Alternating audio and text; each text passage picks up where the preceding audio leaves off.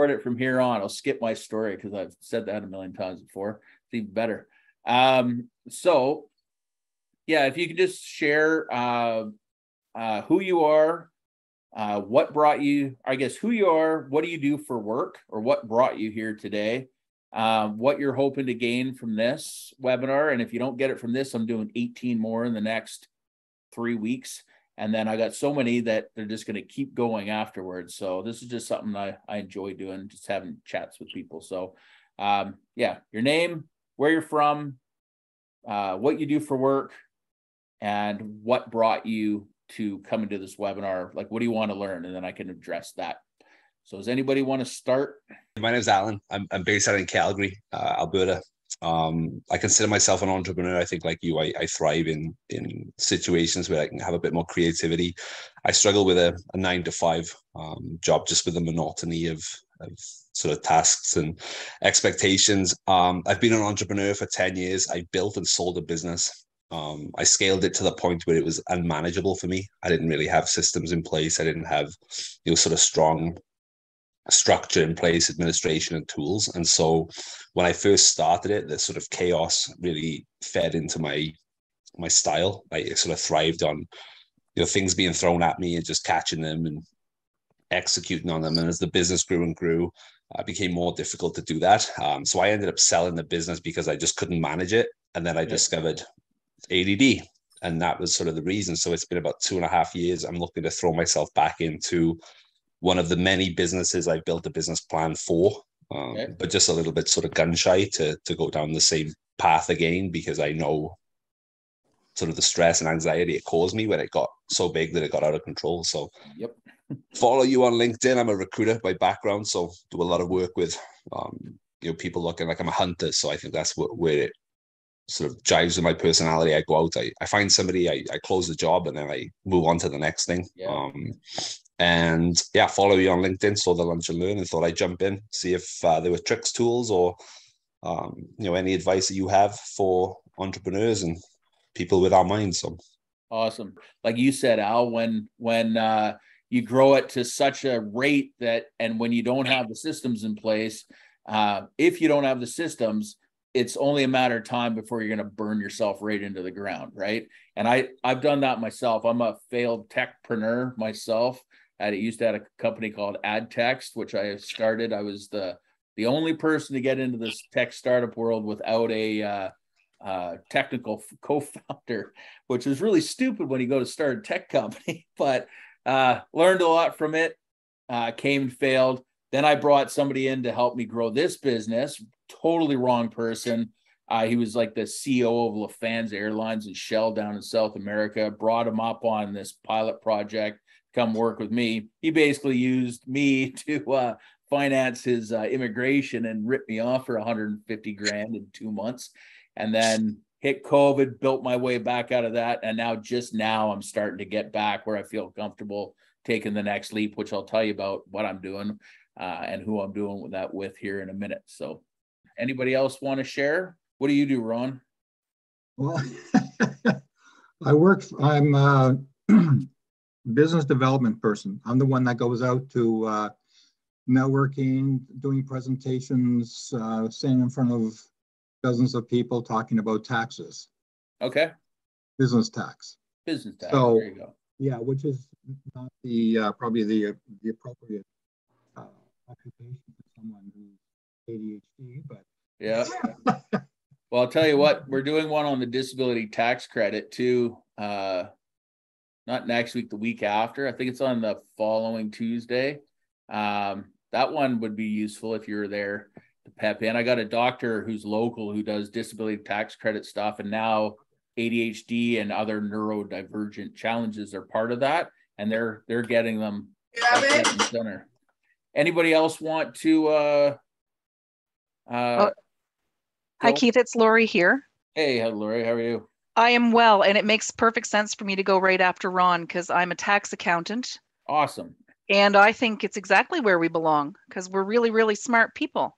Yeah. But the reason I'm here is because similar to the first set of events, the post that you made that said, and then I did this, and then I did this, and then I did this, and now here I am. Yep. Is one of the reasons I'm here. Another reason I'm here is because I might be very good at public speaking and teaching other people about taxes, but I'm terrible at doing my own. Yep. And yeah.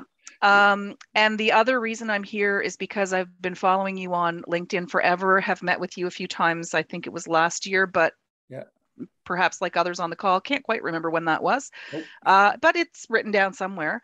And so always looking to glean every little bit of wisdom that I can from you, Keith.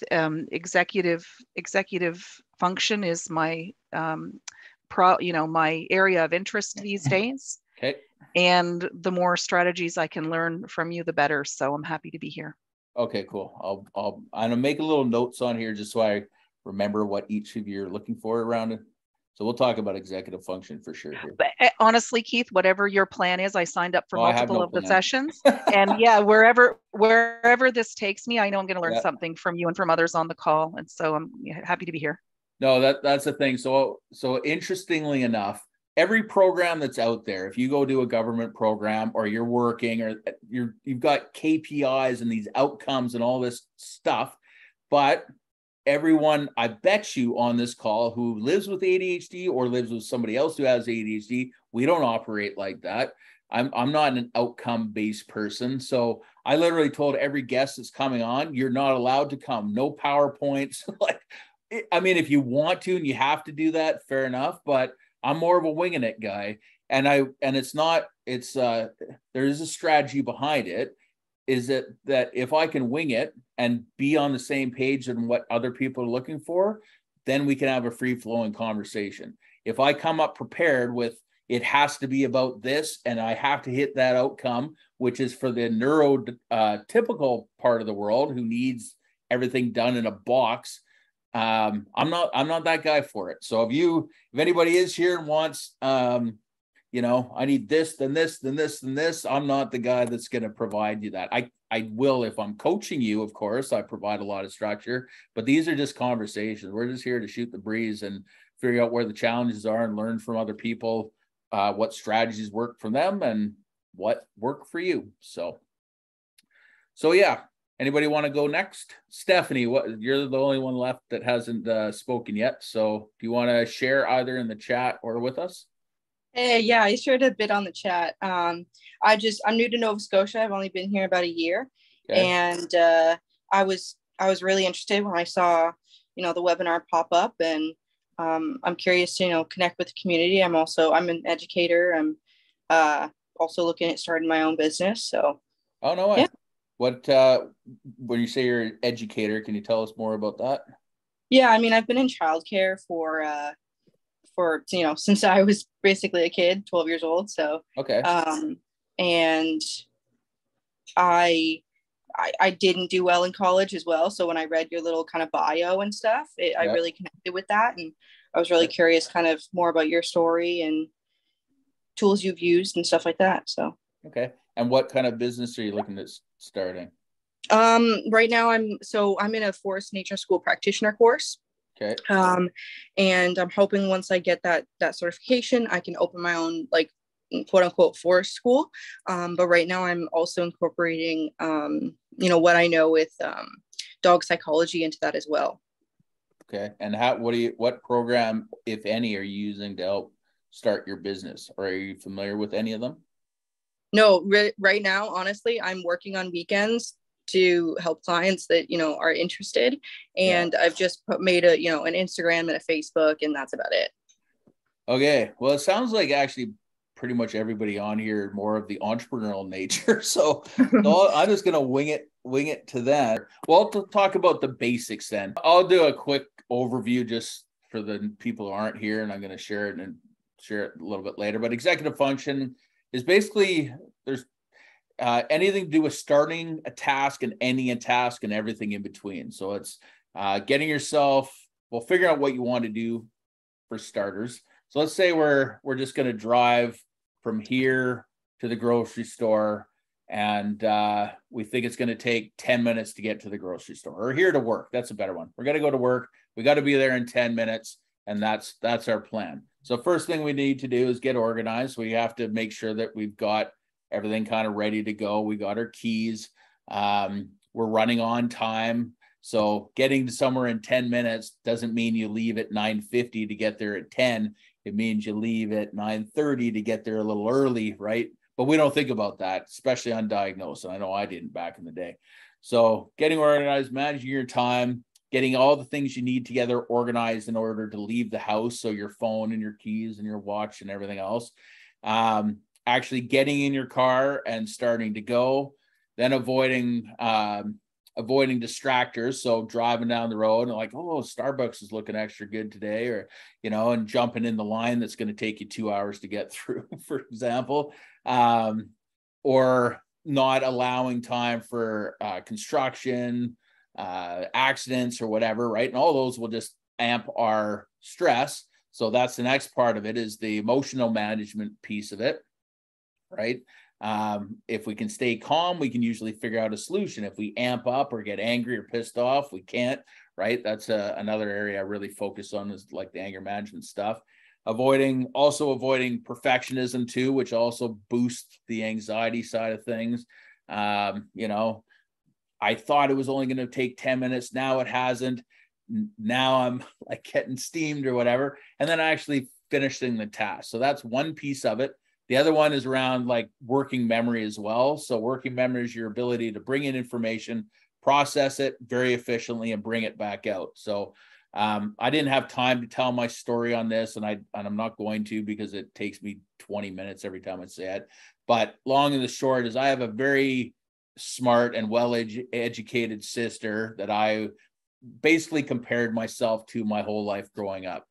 She is currently the vice president of a pharmaceutical company, owns about 30 million in real estate, and is doing quite well for herself, right? But back in the day, it was like when my parents would call, I'd be like, how's the family doing? Well, Heather, she's trying out for the Olympic team. She just got a $100,000 scholarship for school. Things are going great. How's Keith doing? Well, he's selling paint at Sears, right? That was kind of this. I was always in this comparative mode. So I always use my sister a lot as an example, and we have a great relationship now. We didn't then, but we do now. But I use her as an example. So when a teacher in class would ask my sister, what's the capital of Timbuktu, immediately she'd bring it out of her head and be able to say the answer, right? So she had like a Ferrari taking information back and forth in her brain on the information highway that is neurotransmitters, right? For me, I had like the Ford Pinto, right? If you don't know the Ford Pinto, worst car ever built. They put the gas tank right behind the rear bumper. So if you rear-end it, the thing would explode. So I'm driving my Ford Pinto into my brain, but not on the Autobahn like Heather is. It's on the Nova Scotia potholed, dirt roads. And I'm bumping away down the road. And I'm like, get to the end of the road, and there's a filing cabinet with closed doors. And I open the filing cabinet, I'm ruffling through it. And I was like, is answer in here? Nope. Go into the next one. Is it here? Nope. Into the next one. Oh, here it is. And when I'm like ready to say it, the conversation's moved on. Or if you can picture yourself being back in the classroom when the teacher Keith, what's the answer to this? And you don't know, but eventually remember, and then you blurt it out and everything's moved on. Everybody's making fun of you and saying you're stupid and everything. That was like my experience in school anyways.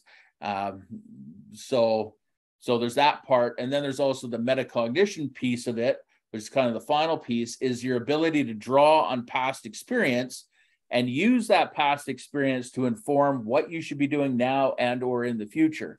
So my girlfriend says it to me every Friday. Every Friday, like I tend to, depending on the time of the year, but there's a couple times in the year where I really stress myself out. One is August and September. That's when all the students come in. So I literally just booked 68 clients in the last month. And a month ago, I couldn't even function, right? I was just, my head was exploding and trying to like figure out where everything's going from a business perspective. It's just insane. That's why I finally said I'm hiring somebody once for all. I'm bringing on an office manager, thank God, in about a month. But anyways, so it's that part. But what would happen would be like, I go to try to remember one of our processes that I created. This is the worst part. I created the processes over the last decade.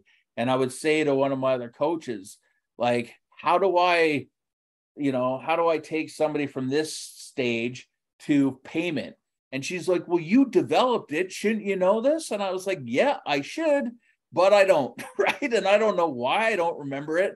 Like, I could barely remember what I did yesterday, let alone something that I developed a year ago, which is part of the funny thing I always say with business plans is that, I'd love to hear Al, when you started your business, did you have a business plan and did you follow it all the way through, step by step by step, building all your process along the way and then sell it to the guy?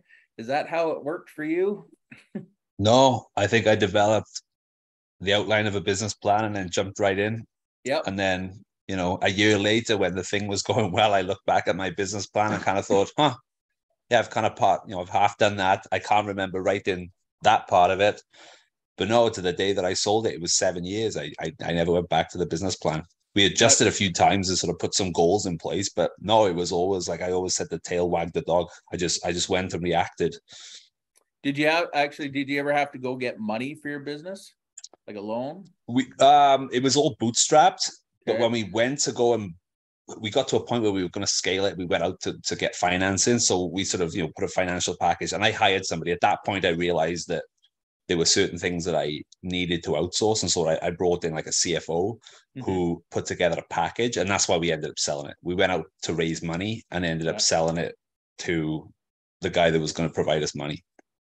So perfect segue into Lori at Baker Tilly, because she's a big accounting firm. So how many times, Lori, do you, and I don't know if you deal with this end of the business, but do you have people coming to you with a great idea, but not a well thought out projection? Or even me, like I went through Volta, which was like the big tech startup, and we did our financial projections. I knew it was bullshit. Like I was just making numbers up and saying, oh yeah, if I get this by this, we'll have a $30 million company in 5 years. I didn't believe a second of it, but I passed it off for that. So Lori, out of curiosity with those projections, because you're dealing with small business owners, what happens if somebody comes in with either funky projections or kind of all over the place? Yeah, it happens all the time, and it happens, among our client base. It happens to me as well. So, building a little team. I was a team of one until 2 years ago, or like a little more than that, and realized that I could dream up all the processes and plans that I wanted.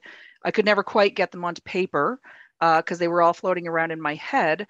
And then I finally clued in. You might have even been the person who suggested that I need to find someone who complements my skill set, who can do the things that I can't do. And so sometimes I function with our clients as the person who can do the things that they can't do. It's different when you're doing that kind of work for someone else.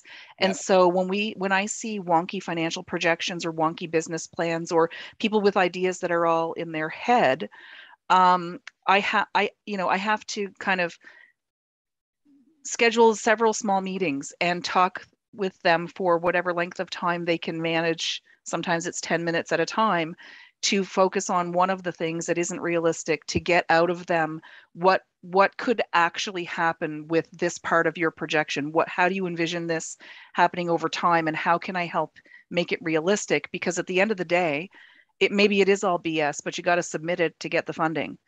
Exactly. And what we need is for it to be less BS and more realistic. And so just talking through the pieces carefully, but also I find with when I'm working with people who are like me, I know this about myself. If I try to schedule an hour and a half long meeting to go through an entire financial projection, it's not going to happen. We're not going to succeed. And so, 3 15-minute calls over the course of a week, and we can actually come up with something reasonable. So it happens all the time. It happens all the time that the people with the ideas are not necessarily the people who should be doing the projections or the business plans, right? There's a guy in through Volta that I met 2 years into my journey, and I can't remember his name to save my life right now, but he used to get paid really well to come in and work with us the tech businesses, specifically on the financial projections. Mm-hmm. And so I had ad techs at that time. So ad techs was like, somebody told me in 2016, because I got to where you were, Al, where I was literally coaching like 40 people a week. I did 40 workshops too, somehow during the course of the year. I was just overdoing it, right? I was like on a one-way street to burnout. And so somebody said, one of my buddies was like, one of the add-on services I do when I coach is like, you can text me anytime you want, right? If you got a challenge, text me. So he's like, well, why don't you just bill for that instead? So just hire a bunch of 30-year-olds, and instead of doing one-to-one coaching, do text coaching. So this little business was, if you have ADD, text me. So it's called addtext.me.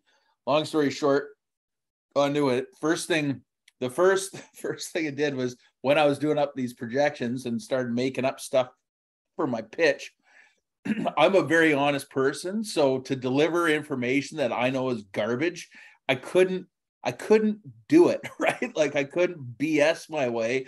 I don't like doing that. I don't like leading people awry or whatever else. But anyways, I had to. So they're like, okay, put in your projections. So I kind of purposely did. I was like, oh yeah, right.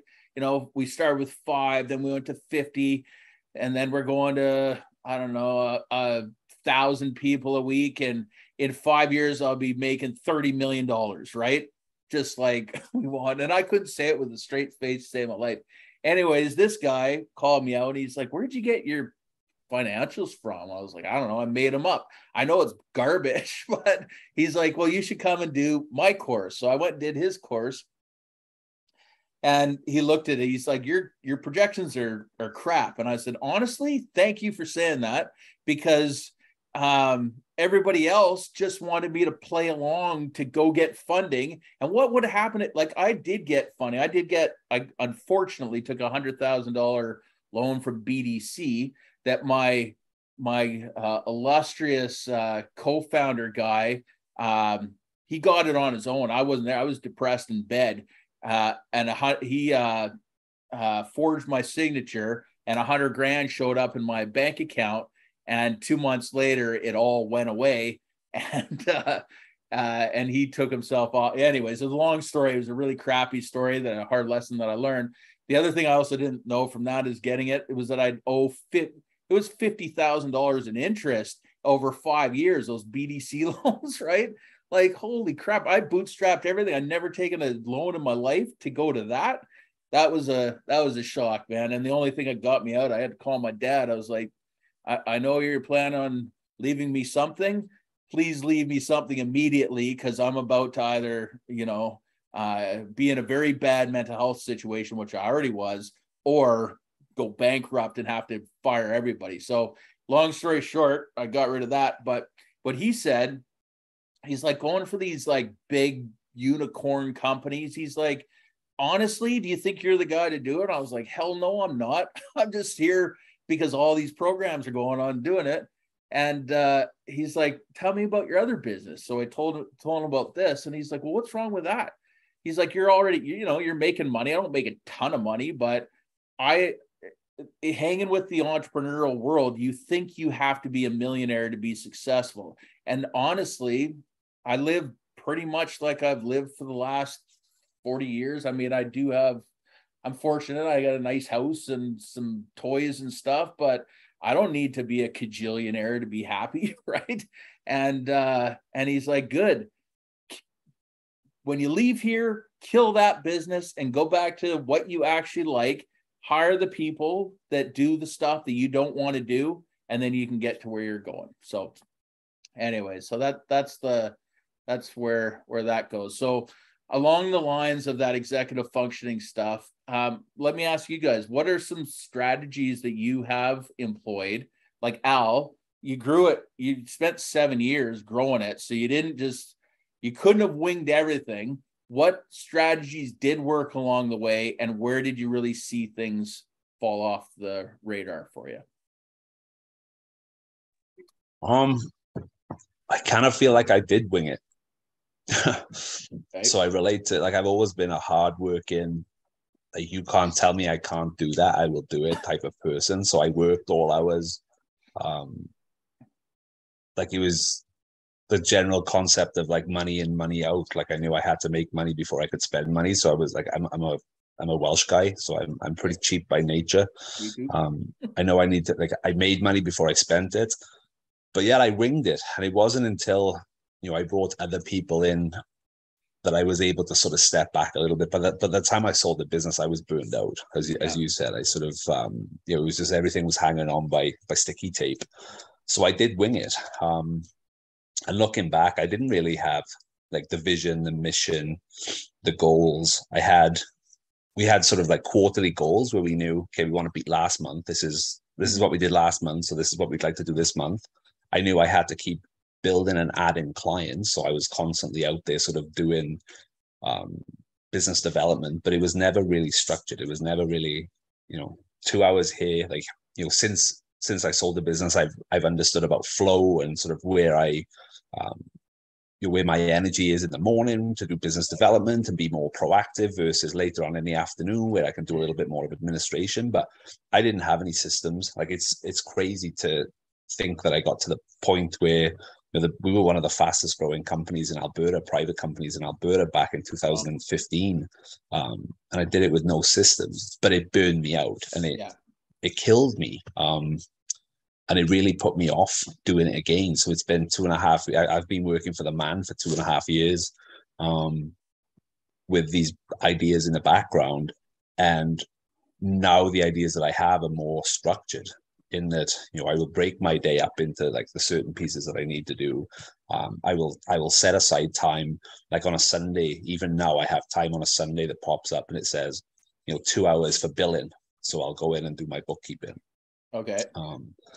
I have timers set on my Outlook calendar for things like paying my credit card. Whereas before I just used to remember like the 4th of October is when my credit card's due. So now I'll drop it in.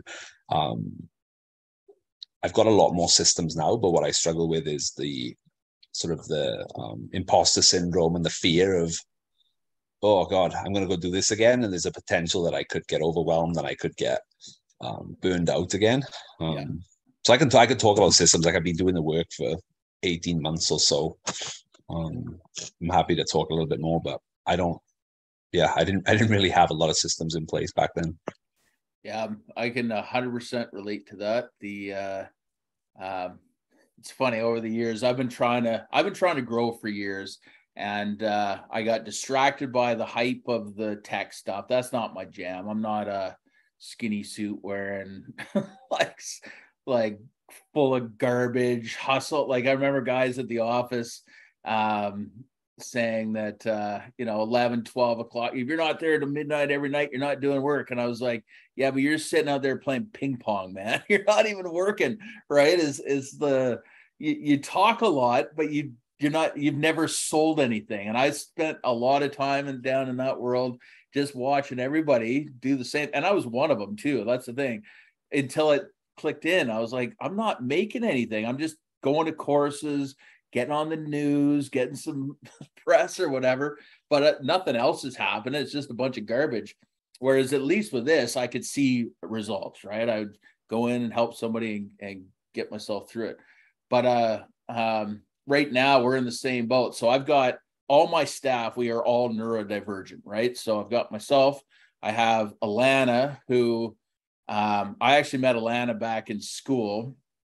So I had to go, I used to be a plumber, had a back injury, got all these diagnoses, did a bunch of therapy, got to a good spot in my life where I wanted to go back. And actually it was a supply and demand thing is what it was, is that I couldn't find, therapy was great when you're broken. The minute you feel good and you want to get to the next level, there was nobody there. And this is before the coaching industry really took off. Like, there was Tony Robbins and stuff around. I mean, this is 10, 11 years ago, right? Now everybody's a coach, right? That's the thing. I even hate using this freaking term because it's so, everybody's hanging a shingle out, but it is what it is. But anyways, but that was always my issue, is that I wanted to grow, but my executive function skills aren't fantastic either. They're great for me. They're not great for a team to build from. And so anyways, so when I went back to school, I also had the massive imposter syndrome because I hadn't been in school since, I went to plumbing school, but that's a little different. That's everybody cheats to get through that. But real school was when I was 24. So I came in and I was equipped with like all the nice binders and pens and agendas and everything.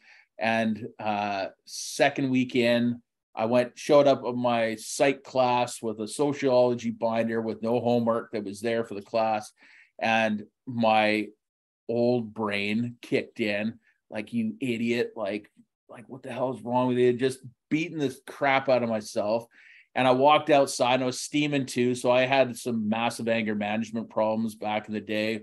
I go from 0 to 100 in 2 seconds, be yelling, screaming, punching walls, road raging, just acting like a degenerate when things didn't go well.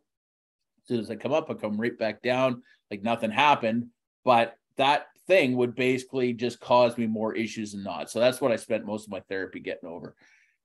So when I did come back into the classroom, instead of continuing to beat myself up, I'm like, who's the most organized person here?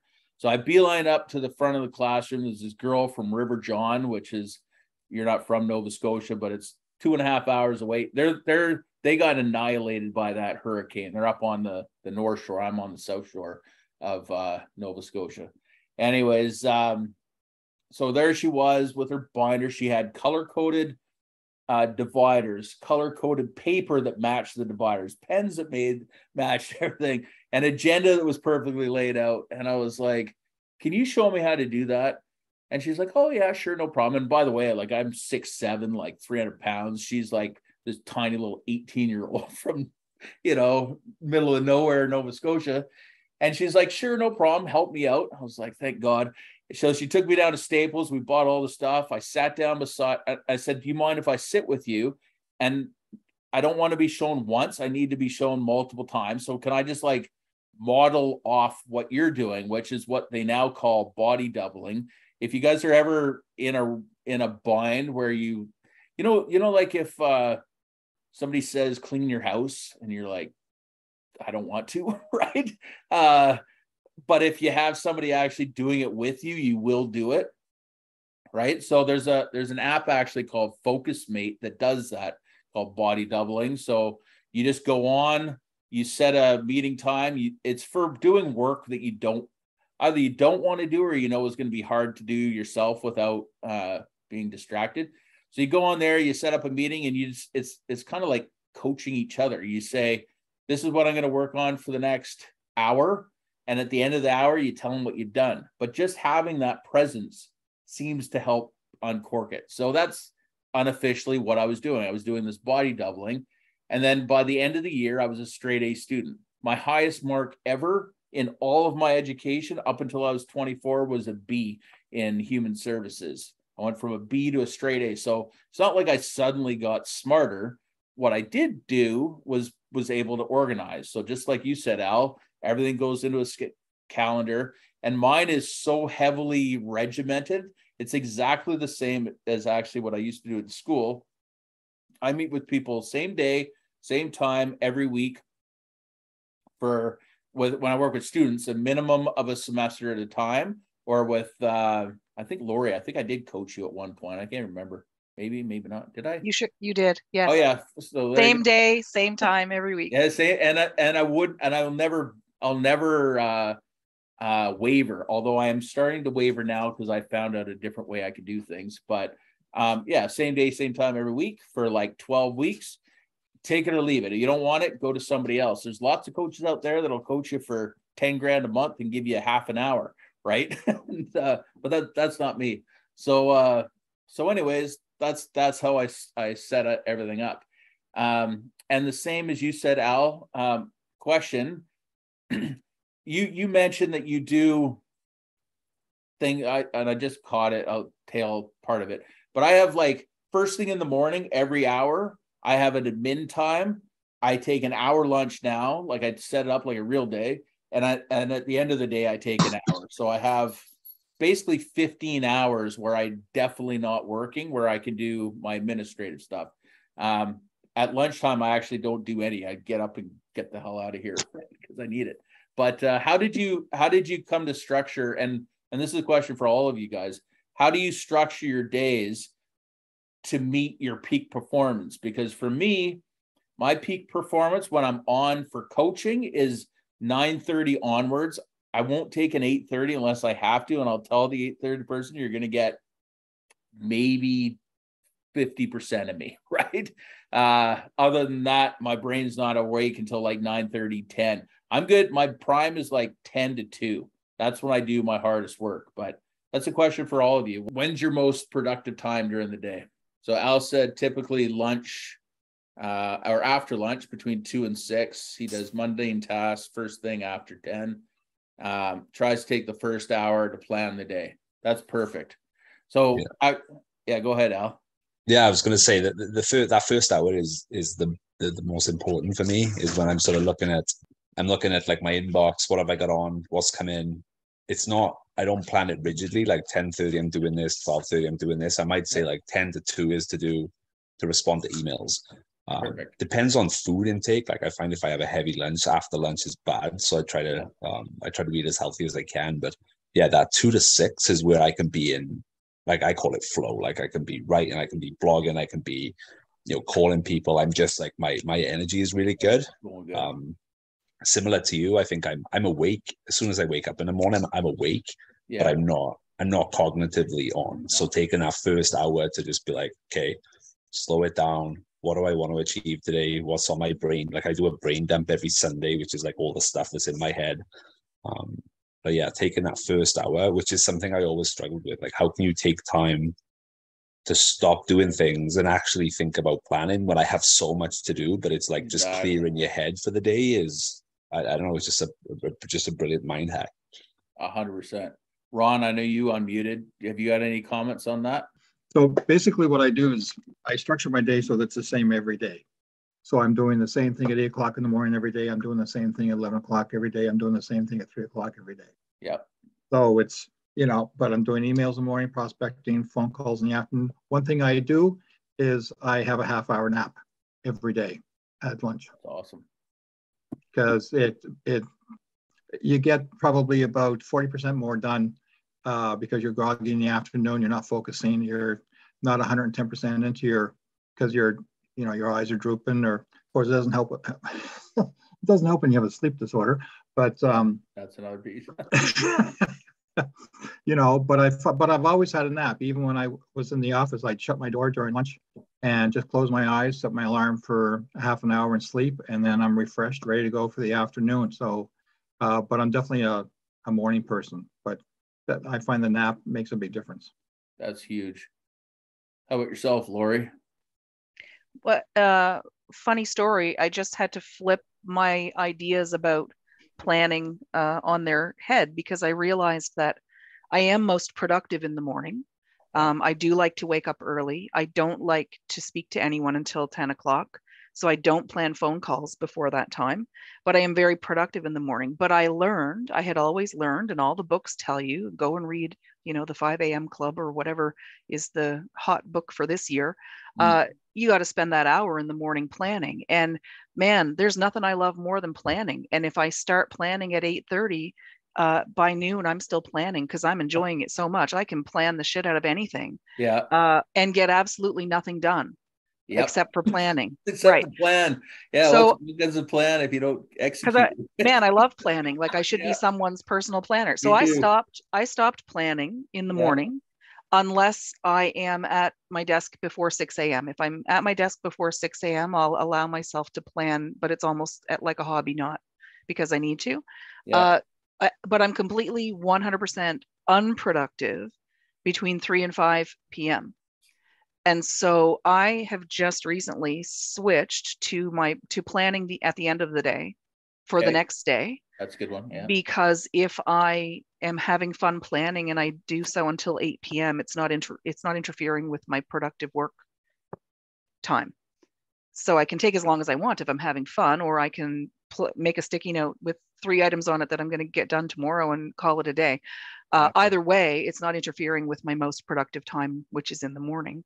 And so I've made it, thanks to your fine coaching, I've made it clear in my calendar at where plug for Keith.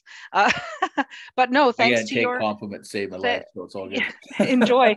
Thanks to your suggestions when we were meeting, I have made it quite clear to my colleagues and clients that the best time for me to answer quick questions or have quick conversations or phone calls will be in the afternoon, because I need that morning time for focused work. So do not disturb mode until mid-afternoon allows me to get things done in the morning. Awesome. Yeah, no, I appreciate that. I wasn't going for a plug. Can't take compliments, save my life, but I appreciate that for sure. But it is, to your credit, just having someone, when you talk about imposter syndrome or the feelings that are associated with not getting the work done, and just being feeling empowered to say, I do not schedule phone calls in the morning for a reason unless it's absolutely necessary. And let's respect the fact that, other people may prefer to get those calls out of the way in the morning. I do not. I can't do anything productively in the afternoon anyway. So talking is a brilliant thing for me to do in the afternoon. If I, like Ron had suggested, I do calls at a certain time. Well, if that's the time that I can't put a pen to paper and do other types of productive work, I may as well be on the phone. Yeah. One of the things, well, I guarantee everybody in this room, when you get a call that you're not expecting, so it's one thing doing outbound calls. What about inbound calls when calls are coming in? Can you guys pick those up off the cuff? Because I can't. Sorry, Lori, go ahead. Well, I was going to say, I love picking them up because it's just a distraction I need not to get the work done that I'm supposed to be doing. Exactly. So I answer them every time, and I absolutely shouldn't. But it's I look after the FBC chat on our website. Okay. So it could be anybody from between here and Kelowna, BC, and they're going on our chat on our website, and I'm there to help them out. So they could be. I have to be ready, a drop of a hat.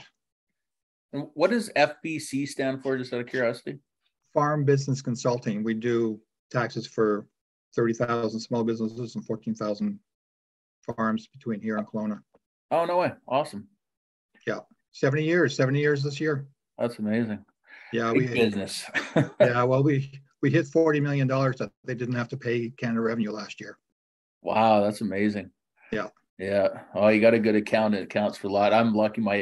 For the first umpteen years, I had no account. I had a bookkeeper, but I also didn't have any idea, and obviously didn't explain to her the idea of deferred revenue, because I get paid heavily in September when all the students come in, and January when all the students come in, and then not the rest of the year. So for years, I had no idea that my taxes are all a mess.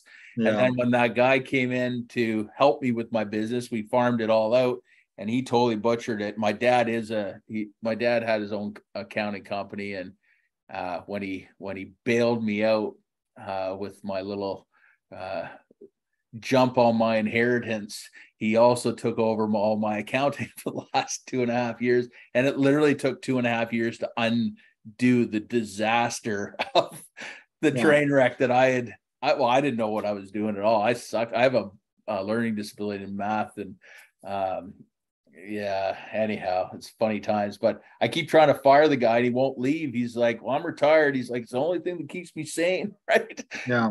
But getting back to, is that I don't have to deal with anybody. I initiate everything. Gotcha. Except for the chat. I initiate everything basically. Okay.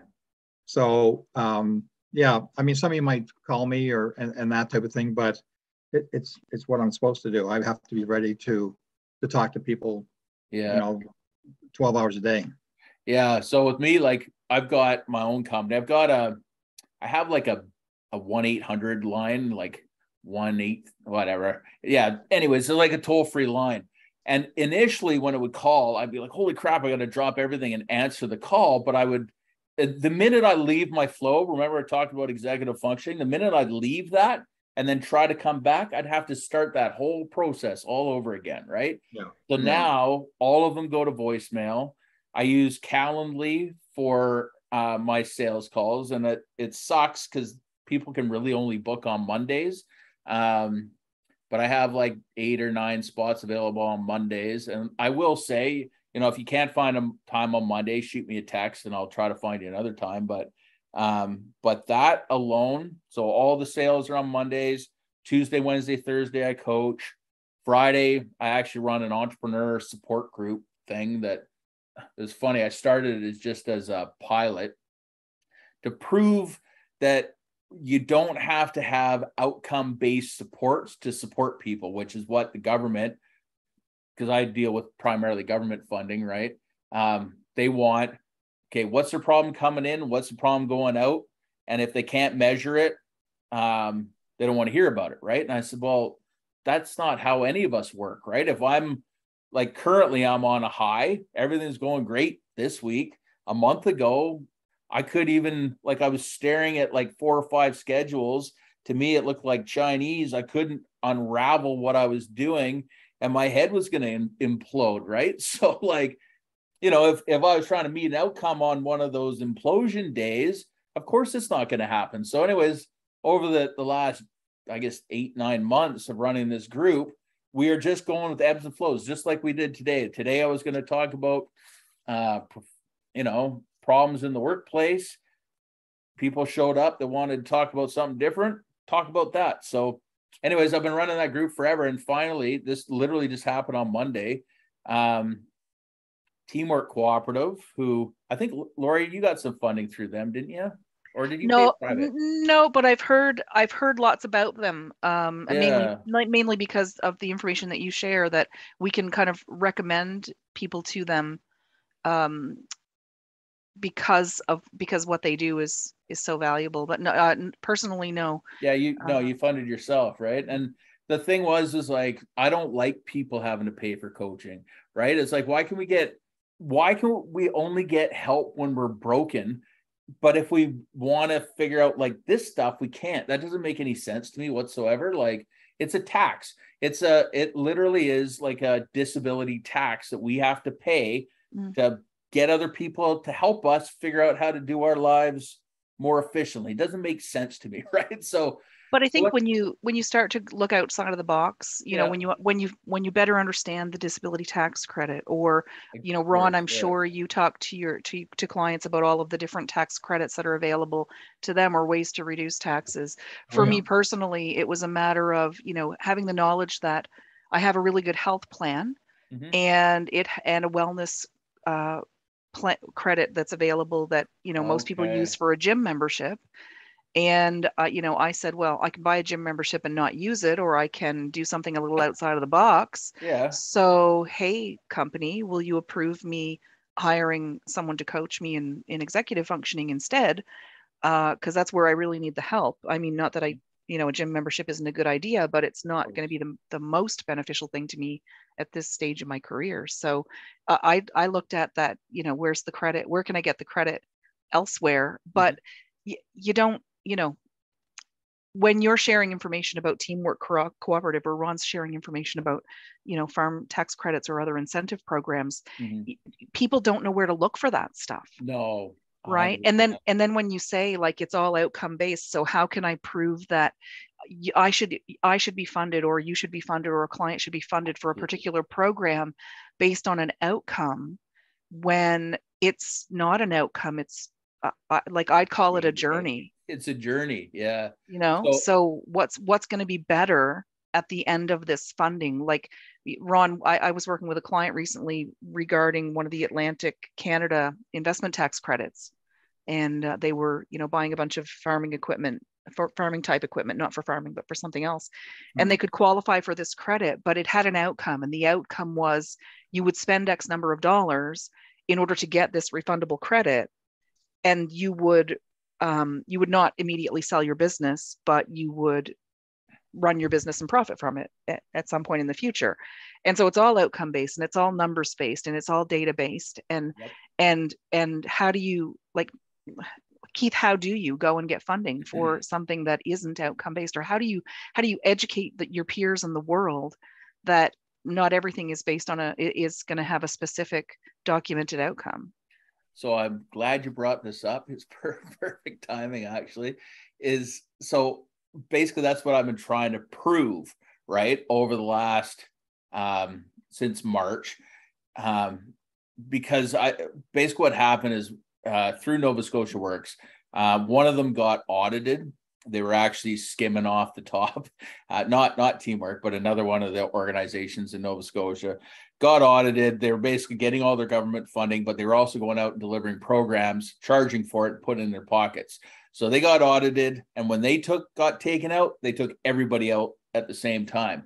So, which included myself, which last year, it knocked out a third of my business. We'll put it that way.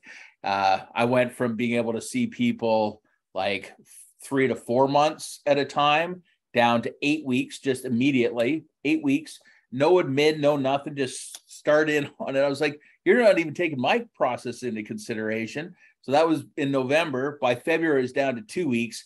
And by the end of February, I won't say what I was saying or the gestures that I was making to the man, but that's basically what I was feeling. So I got into my head. It's like, I got to come up with a new way to show people that doesn't work with us, right?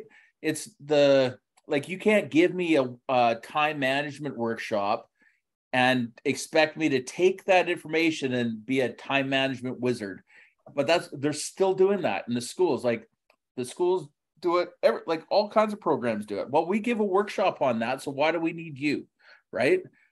It's because you give me a workshop on whatever you want, but if I have 2 billion other things going through my mind at any given time, in order to actually take it and put it into a process, it needs time, for one. It needs somebody else that gets where I'm coming from. So like that peer perspective. So when I do accelerate, when I'm really excited and it's new and shiny and I'm working really hard on it, and you see, hey, Keith's really getting it. And then I get bored right after a month, because that's how we all roll. And then probably just drop off doing it and be like, well, what the heck, right? Like, he was there before, now it's not, right? So I had to set out to prove that proof of concept. Now, I didn't realize that was exactly what I was doing, but I was just like, basically was like, screw the man, I'm going to do it the way I want to. So I started a little group, basically taking people that I coached, who were entrepreneurs that had come out of like the self-employment benefits program out of SEED and CBDC, Go 3D program. I just actually added somebody else that's from NSCC as a entrepreneurial program, and he's in the same boat too. I just started doing it for free. So it started out monthly. Then I was like, well, monthly is way too long. That screwed up my systems, because I like week to week. So I went monthly to bi-weekly. And then I would start doing it weekly, adding these body doubling sessions, but people started getting bored just sitting there doing body doubling. They still wanted coaching. So it ended up being weekly. And so for the last month or so, my facilitator and I, we started getting a little steamed, right? Because we're doing it all for free. This is a business and we got to make money. And I love the people, but it's still, it's a business. We got to think that way. So I invited in somebody from the Go 3D program, Hannah Heffler. She runs that, and she kind of audited one of them. And she went away, and then she invited a couple more people, and they came for 1 or 2, and then they went away. And I was like, okay, Lee and I were like, okay, we gotta come up with a plan, right? We got to make a business plan, make a pitch, and so on and so forth. And then Hannah came to me. This is literally just on Friday. She's like, you know that little program you run? I said, yes, I do. She's like, I want to fund it, right? I want you to put a program together, but I want, people to come. I was like, well, how many people are we talking? She's like, well, I got 53 in the group. And I said, you're not coming in and taking out my group with 53 of your people. I'll tell you that right now, right? Because there's an intimacy in small numbers. So I said 20 max. And that way, if we can go into co-facilitation range, right? Manage 10 each. And anyways, long and the short, I said, so what do you need from me? Do I have to do up a big proposal? Because I hate those two. And I don't want to do proposal. I don't want to do reports and any of the stuff that they're telling me. And she's like, no, I get it. She's like, I get it now. I see I see the value. Go ahead. And starting November 1st, I'm going to start getting paid for the group, right? And not on this is the social, you know, a lot of people say, well, you run a support group, it has to be free. That is garbage. Nobody would say to your mechanic, hey, I got a broken car, fix my car for free. On the social side of it, or human side of it, why does that have to be free too? Anyways, long story short, they're going to fund it. Hopefully it'll go through to the next September. And I know, I mean, if I just show up and do my thing, I think it'll go fine. And same with Lee. And then hopefully it gets funded out. So the other thing I wanted to mention for you, Lori, is one of my other clients, and I know you'd brought this up, most people do, is like they do the coaching and then it just ends, right? And it's always bugged me too, but I've also always been stuck in this rut of the same day, same time every week. And I couldn't figure out how to bust my way out of it, especially without help. So I just hired, well, I haven't officially hired her. Tomorrow she's getting a letter from me, an office manager to come in. She's actually works for one of the big nonprofits and has been managing coaches for, she got 18 coaches, group coaches that she does. She runs programs, she delivers them. She's got all the experience that I need, thank the Lord. And she's really good at digitizing stuff, which would make my life easier. Long story short, for the new year, I will be doing like a continuing coaching stream. I haven't got it fully set out, and I'm actually using all of these as kind of like focus groups to figure out what people want, but it's probably going to be bi-weekly. It's going to be pretty cheap, probably around $200 a month. I like using round numbers. I'm not the 197 guy, right? It just makes it easier to count. But yeah, somewhere in that $200 range, I'll figure out what people are willing to pay for it. But it's going to be group coaching, small groups, like maximum 20 with themes, right? So I want, I've got 2 financial people in here. I'll get not that I want you guys all to be in the same business, because that would be boring, but all professionals, all entrepreneurs. I'm already running another one for post-secondary students. And that way, and I haven't figured out how to do this yet, so this is all kind of premature, what the community is going to look like, but it will involve minimum of bi-weekly and maybe more if I wanted to, and it wouldn't cost any more. If it was any more than that, it would probably just be set up for that body doubling stuff. But yeah, it'll just go for as long as people want to stay. If you want to come, you can. If you want to duck out, you can. Totally up to you. But to provide that ongoing level of support, and where I think we get the most out of it. And I love how you shared that, Lori, that you're an accountant, but you have a problem doing your taxes. I'm the same freaking way, man. Like I feel like I can't organize my way out of a paper bag to save my damn life. And as a matter of fact, I'm actually trading services with my next door neighbor. She runs a big consulting business. So it's her, and she's got a bunch of social workers working with her. They do like class action lawsuits between like lawyers and say like this Hockey Canada stuff with all the stuff that went down there. She provides all the social workers that be kind of the middlemen between the lawyers who talk law garbage, black and white, and toning it down for trauma-informed care. Anyways, I'm like, let's just swap services. I'll help you. She wants to network and get to know more people in the city, and I love doing that. And she's helping me do one thing at a time. She's like, okay, we're going to do a contract, then we're going to do the non-compete, then we're going to do this, then we're going to do that. And we just meet every week and we just swap, right? So anyways, that's my little short-term plan, and that'll roll out after this is all done. I'm not here to pitch anything. It's just I just want to have something available for people and myself, because it really helps just learning from each of you as well.